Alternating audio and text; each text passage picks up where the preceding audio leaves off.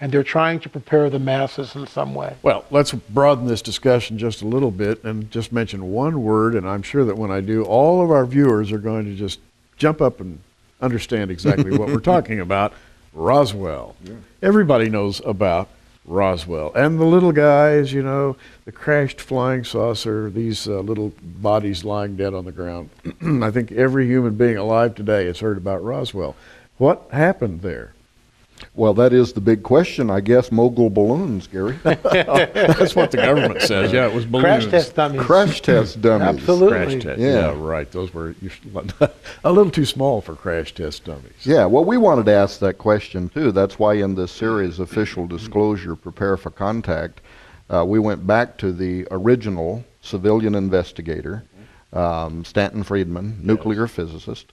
And we also went to Jesse Marcel's son, Jesse Marcel Jr., who even the government admits is the only person on Earth today, admits is a key phrase, handled the Roswell debris.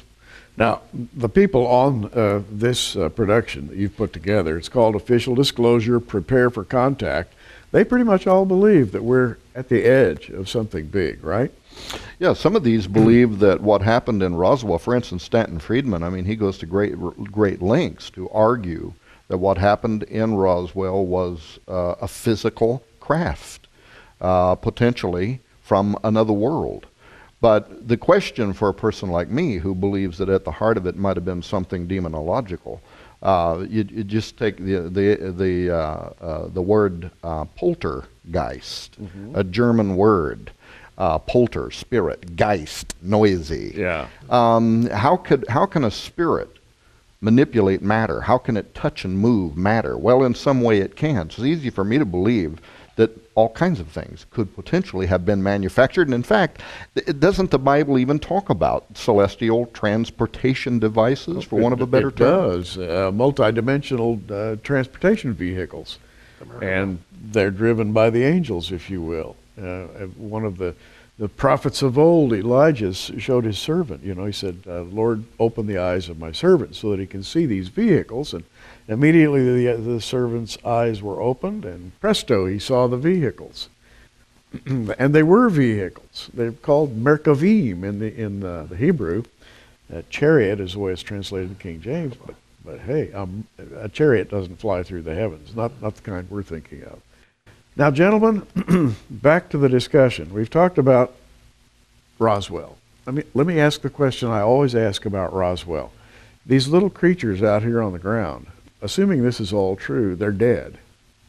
If those are spiritual creatures from the dark side, and we might call them demons, can demons die? What's going on here?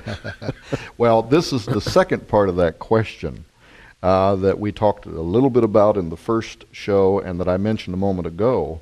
And that was, okay, we know from historical records that what the Watchers wanted to do, they wanted to leave their plane of existence. Jude, Peter both verify that. The story, of course, is told from Enoch, from whom they are quoting.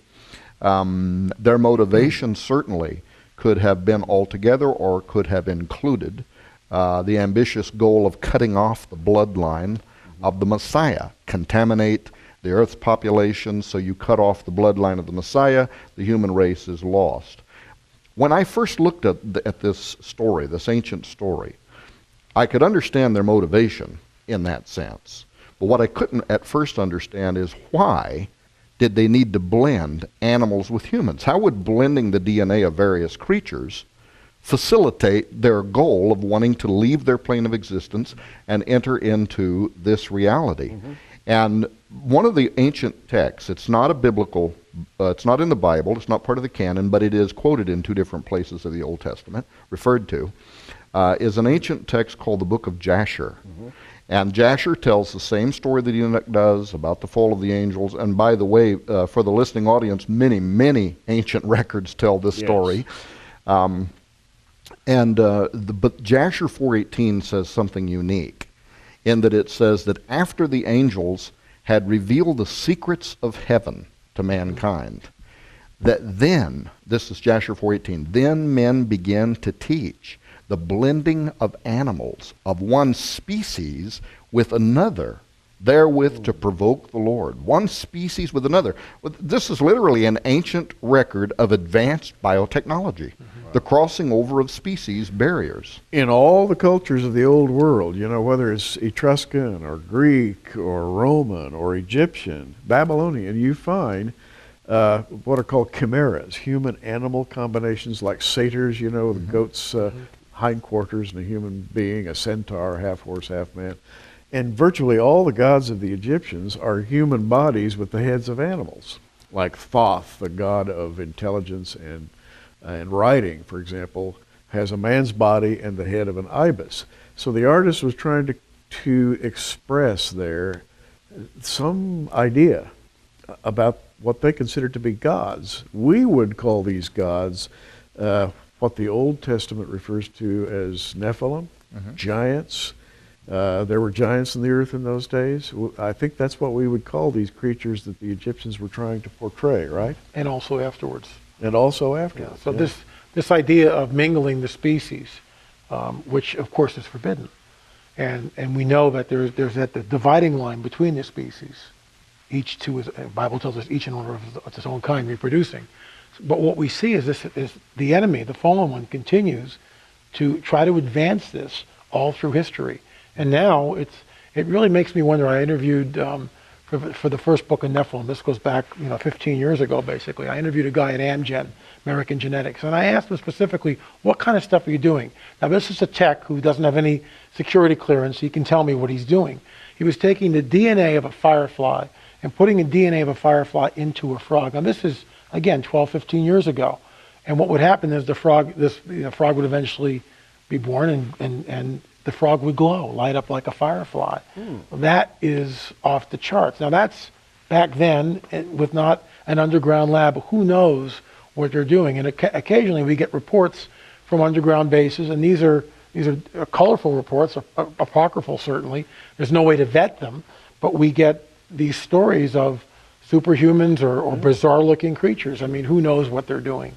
Well, in the old days, the fallen angels helped man, gave him little clues as to how to do this. Are they still giving man clues? I see, and I think that's what we're seeing paralleled in certain parts of biotechnology today as a repeat of an ancient forbidden science, crossing over species barriers.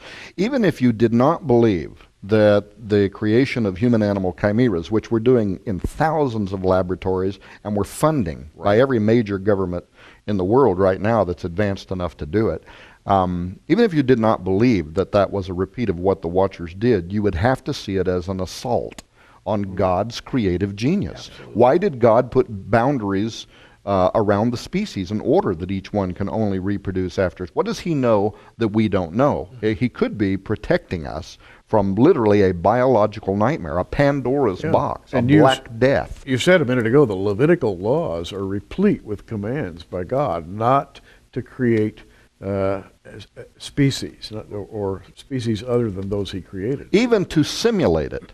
If a man shall lie down with the beast, he shall be put to death. Right. They couldn't, in that sense, just have sex and give offspring, but it was even simulating.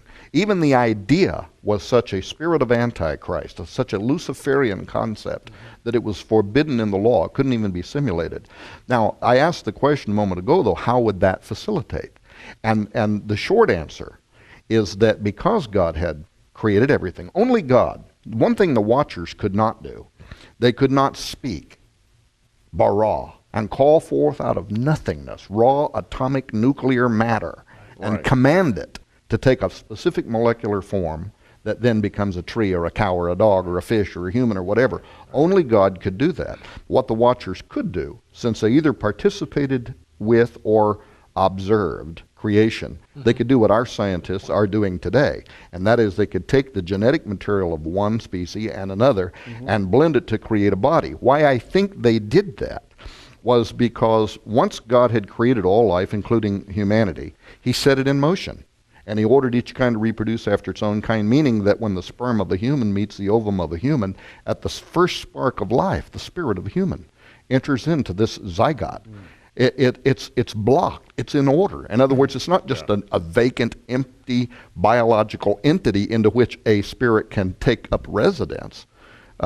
He set it in motion. They had to corrupt that. By blending animals with humans, they created a living biological entity that the spirit of a particular animal, or using the term spirit with animals is kind of problematic, but the nature is what I'm talking about. Of a dog wouldn't enter it because it wasn't a dog. Right. The spirit of a human wouldn't enter it for it wasn't a human. Now all of a sudden we have a living biological product into which these things could download themselves.